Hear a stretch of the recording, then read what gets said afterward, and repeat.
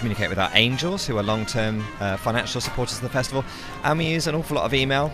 We use Twitter and Instagram. How well we use them is a different question, but we use all those pretty established social media channels now. And this year you've moved to some sort of e-ticketing system. Is that a move away from paper? Absolutely. It's partly logistical, it's partly environmental. It's actually much easier for us, if we can get the technology right, to just do wristband exchange on site rather than have to post out thousands and thousands of wristbands. And yeah, it does. If we can get the barcode readers that bit better next year, then and people can bring their barcodes on their phones or tablets or something like that, then yeah, we can do away with the paper altogether, which would be our long-term aim. And coming to a new site, as we've been talking about, it's the second year here at Boughton House. How's that going? There's obviously some challenges with the location. Yeah, there's challenges. It's the same when you move house. It takes you a while to work out what you're going to put where. And I think that last year, having been at Cheltenham for 15 long years, people have grown very used to being in a certain place. So it's a little bit of a shock to the system. And also the weather didn't help us a great deal last year. This year we've learned a lot of lessons. We've changed a lot of things. We've altered the way we've laid things out, from the get-in right the way through to the way we've planned the festival village. And I think by and large those changes are making a big difference. But next year again we'll make more changes in order to improve the experience. But it always takes time when you're settling into a new site to really use it to its maximum. And it's a sort of longer-term relationship with Boughton. So you're talking about next year already. It sounds like this is going to be an ongoing location for Greenbelt. Yeah, very much so. It's such an effort, such an investment to move, that you really have to pour yourself into it, take time, work in partnership with the estate, and see how good you can get it here. So that's going to take 3, 4, 5 years at least. So we're committed here for at least the medium term. And that move from Cheltenham to Boughton, did you saw a drop in numbers? Do you think is that coming from families or younger people? What's the demographics looking like at the moment? Yeah, I think we're no doubt, we're not kidding ourselves that the demographic that has dropped off the fastest for us, but not just last year when we moved, that's a pattern that had been in for 4 or 5 years, is the youth demographic.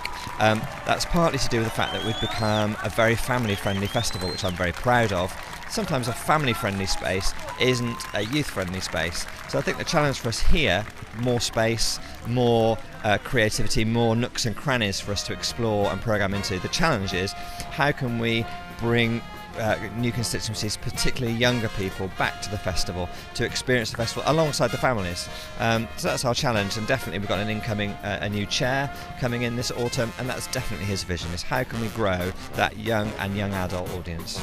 So to me that ring bells around sort of arts and technology, some stuff that you very kindly get me here, playing a bit of joust and things like that at the festival. Is Greenbelt a place where you think we can see the digital side of the arts expression coming to the fore? Yeah, I think it should be. Because that is an integral part of people's lived experience, and Greenbelt is about programming in a way that is about challenging people's sense of who they are, and digital is a part of who we are now, so we need to do more in that direction. The challenge here in a greenfield site with really bad network coverage is to think about technology that we can do in the field that doesn't necessarily need to be connected to the cloud, although this year all that is coming on in leaps and bounds year on year. There's definitely more that we can do. Some of it is about resources as well, and at the moment we're cutting our cloth to create a sustainable festival for the future. But I would very much like to see programming that was more media focused, that had more digital content in it, absolutely.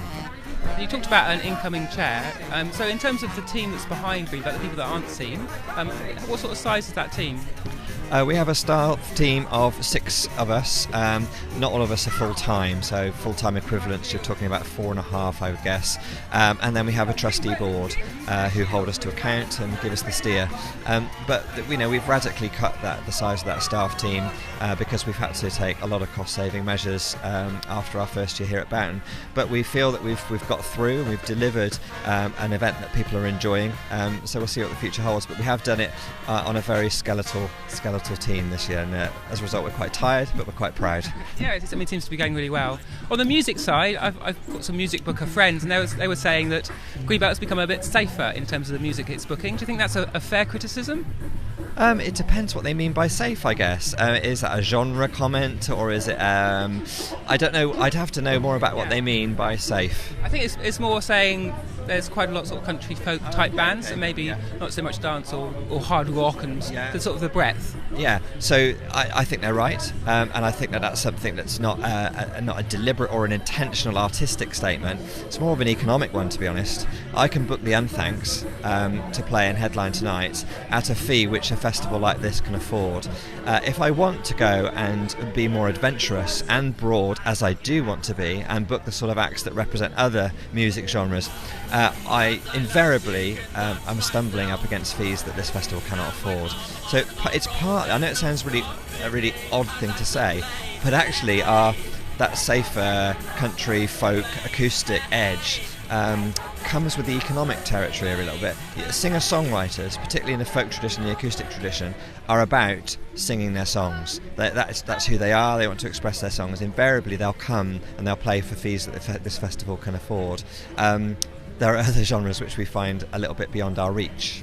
So part of the communication with the Greenbelt community this year was sort of being quite open and honest by some of the financial struggles that the festival has had. Is it getting onto a surer footing now going forward? Yeah, we've made a lot of very fast changes to the way that we structure both the way we sell tickets and the way that we run the festival from behind the scenes. Both those have saved us money. We've been able to plan with reliable income coming in, and I think that we are now set fair. We're not going forward with debt. In the past, when we've hit choppy waters, I know what you mean. Yeah, we've borrowed money, which has been fantastic, but you go forward then with debt around your neck. I think the great thing this time is we were able to appeal to our angels and we were able to appeal to our supporters, and they covered the shortfall. So we're going forward having made a lot of cloth cutting measures, and we are establishing, I think, a firm foundation. We've got a long way to go. We've got a long way to go to start to put down reserves again and to be able to save for another rainy day, quite literally. But we're not making a loss, and we're going forward hopefully making a modest surplus this year, but with a view of the next 2, 3, 4, 5 years, gradually it's re-establishing the real vibrancy and the viability of the festival. That's really good to hear. I mean, Greenbelt has got a really long history. It's worth reiterating. It's been going since 1974, which is actually the year I was born, so you've got some 42 years of history behind you. And I think with that, there seems to be a sort of a core of festival goers who just know the Greenbelt routine and so don't need so much sort of shepherding in the right direction. Yeah, there is that, and that's something to be treasured. But I think the challenge for the festival is to keep that core, but to win new audiences. I think that what we have on offer here, I think we create a space that is quite unique in both the Christian and the cultural marketplace. We are a festival like no other in terms of faith, arts, justice, the sorts of issues that we address, the way we programme, the fact we're intergenerational. And I think that we're proud of that, but we want to open ourselves up to new audiences. I think that's the big challenge. So I've been talking a lot about young audiences. We have got to see more young